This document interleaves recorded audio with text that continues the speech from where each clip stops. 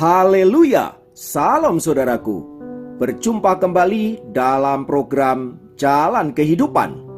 Masih dalam segmen Sapa Jemaat di Rumah, kita akan bersaat teduh bersama-sama agar sepanjang hari yang akan kita lalui hari ini sungguh menjadi hari yang menyenangkan dan diberkati oleh Tuhan.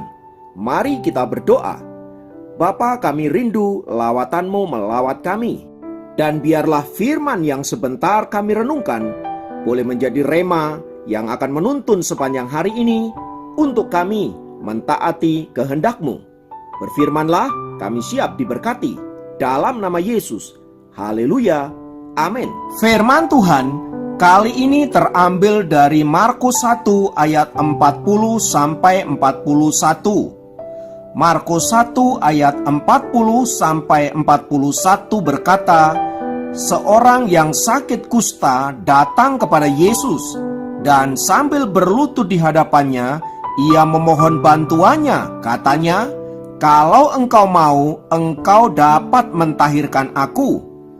Maka tergeraklah hatinya oleh belas kasihan, lalu ia mengulurkan tangannya, menjamah orang itu dan berkata kepadanya, aku mau, jadilah engkau tahir. Saudaraku, firman Tuhan di atas mengisahkan perjumpaan seorang yang berpenyakit kusta dengan Tuhan Yesus. Kisah ini menarik untuk kita cermati. Mengapa?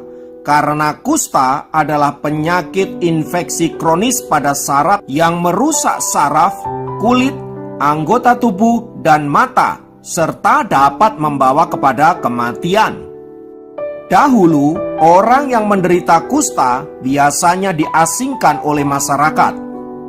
Hal itu dilakukan mereka karena kusta dianggap penyakit yang menular dan bisa membahayakan orang lain. Tetapi dalam masyarakat orang Yahudi, kusta bukan hanya sekedar sebuah penyakit, melainkan keadaan yang bisa membuat seseorang najis secara tubuh. Itulah sebabnya dalam tradisi orang Yahudi, orang yang berpenyakit kusta diasingkan bukan saja oleh masyarakat dan keluarga, tetapi juga tidak boleh ikut di dalam ibadah-ibadah mereka. Jadi dapat dikatakan bahwa orang yang berpenyakit kusta menderita baik fisik, mental maupun rohani. Ini tentu sebuah penderitaan yang tidak main-main bagi si penderita. Bayangkan bila Anda yang mengalami penderitaan itu. Pada satu sisi, tubuh kita mengalami sakit penyakit. Di sisi yang lain, orang-orang di sekitar kita menganggap kita najis dan tidak ada seorang pun yang mau mendekati kita. Pastilah kita amat sangat menderita. Namun perhatikan sikap Tuhan Yesus saat orang itu datang kepadanya dan memohon belas kasihan agar Yesus menyembuhkan dirinya. Jika menuruti aturan agama orang Yahudi, maka Yesus dilarang keras mendekati orang itu, karena ia akan ketularan najis dari si orang yang berpenyakit kusta itu. Tetapi Alkitab mengatakan Yesus tergerak oleh belas kasihan. Rasa kasihnya kepada orang kusta itu membuat Yesus mengabaikan aturan-aturan agama yang tidak memperbolehkan dirinya menyentuh si kusta. Lalu kemudian Yesus mendekati dia, menjamah orang itu, dan kemudian memberikan kesembuhan. Lihatlah saudara, bagaimana cara Yesus mendekati orang kusta itu. Aturan agama selama ini membuat orang kusta itu terisolasi dan membuat orang-orang yang ada di sekitarnya tidak bisa menyentuh dia.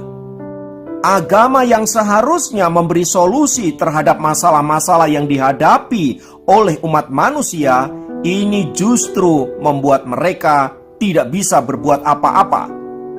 Mengapa demikian? Karena agama melarang ini tidak boleh, itu tidak boleh, ini najis, itu haram, dan lain sebagainya. Bagi Yesus, menyentuh orang yang sedang membutuhkan pertolongan jauh lebih penting dari aturan agama. Sebab hukum ada untuk manusia, bukan manusia untuk hukum. Bandingkan sikap Yesus ini dengan ahli-ahli agama orang Yahudi, para ulama-ulama mereka. Demi menegakkan aturan agama, hati mereka tidak lagi dipenuhi oleh belas kasihan. Bahkan demi aturan agama, mereka rela mengucilkan orang-orang yang justru membutuhkan pertolongan seperti orang kusta ini. Pertanyaannya, adakah Tuhan berkenan kepada kita karena kita melakukan aturan agama ini dan itu sementara mengabaikan belas kasihan kepada manusia? Apa yang dilakukan oleh Tuhan Yesus mau menunjukkan bahwa belas kasihan jauh lebih berharga daripada melakukan hukum keagamaan tanpa dibarengi oleh kasih. Sebab jika kita mengasihi Allah, pastilah kita juga bisa mengasihi sesama manusia. Adalah omong kosong bila kita mengasihi Allah, tetapi kita membenci sesama kita hanya karena perbedaan warna kulit, hanya karena perbedaan status ekonomi, perbedaan agama, dan lain sebagainya. Yesus menyuruh kita untuk mengasihi semua orang, terlepas apapun latar belakang mereka. Karena itu, saudaraku, mari kita belajar mengasihi Allah dengan cara mengasihi sesama kita, terlebih kepada mereka yang sedang membutuhkan pertolongan kita. Mari kita melakukannya dengan giat, bukan supaya kita masuk ke dalam kerajaan surga, melainkan karena kita mengasihi Allah. Ingatlah bahwa orang-orang percaya diselamatkan bukan karena mereka mempraktekkan ritual keagamaan, melainkan karena Allah mengasihi kita dan menganugerahi kita dengan keselamatan.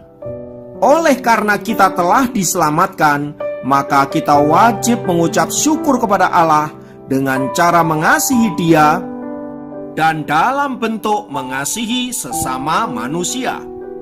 Jika firman Tuhan ini kita praktekkan, saya percaya kita semua akan dipenuhi dengan damai sejahtera dan sukacita. Mari kita belajar mempraktekkan firman Tuhan ini di lingkup terkecil kita. Bisa kita mulai di tengah-tengah keluarga, di tempat kita bekerja, di tengah gereja Tuhan, di tengah-tengah sosial masyarakat, dan lain sebagainya. Intinya, dimanapun kita berada, Allah rindu kita menunjukkan kasih kepada sesama kita. Kiranya firman Tuhan memberkati dan menguatkan kita, sehingga kita bisa menjadi lilin-lilin di tengah-tengah kegelapan dunia. Mari kita berdoa. Tuhan, terima kasih untuk firman-Mu yang senantiasa menguatkan kami dan meneguhkan kami untuk kami boleh menyatakan kasih-Mu kepada orang-orang yang ada di sekitar kami.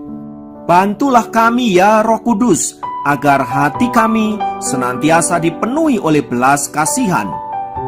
Tak lupa kami berdoa untuk bangsa kami yang berbeda-beda suku, agama, dan ras. Namun biarlah kami hidup dalam satu kesatuan, sehingga damai sejahtera dapat kami alami sebagai anak-anak bangsa. Terpujilah nama-Mu Tuhan kekal selamanya. Dalam nama Yesus kami berdoa. Haleluya.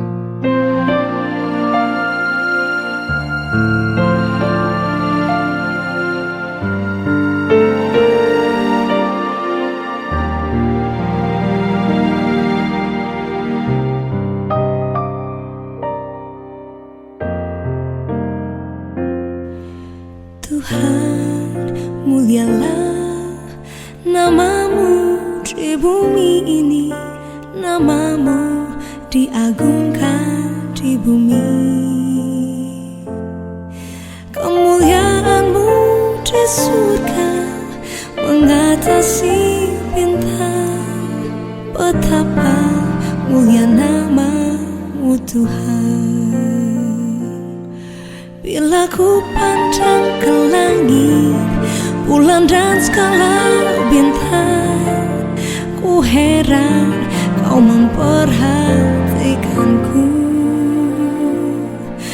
Kau pilih dan kasihiku, memahkotaiku. Sebab itu ku puji kau selamanya. Tuhan, mulialah namamu di bumi ini, namamu diagungkan di bumi.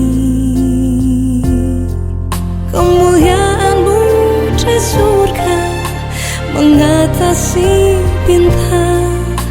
Betapa mulia namamu Tuhan. Bila ku pandang ke langit, bulan dan segala bintang, ku heran kau memperhatikanku. Kau pilih dan kasihiku, memahkotaiku. Sebab itu ku puji kau selamanya.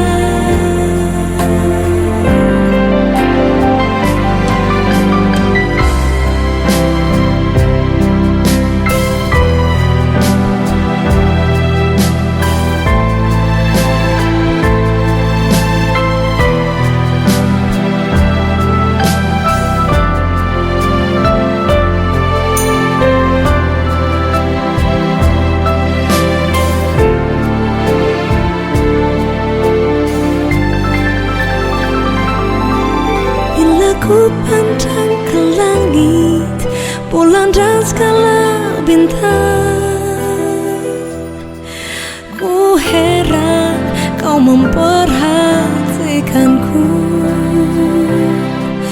Kau pilih dan kasihiku, memahkotaiku. Sebab itu ku puji kau selamanya. Tuhan, mulialah namamu di bumi ini. Betapa mulia namamu Tuhan. Ku heran kau memperhatikanku. Betapa mulia namamu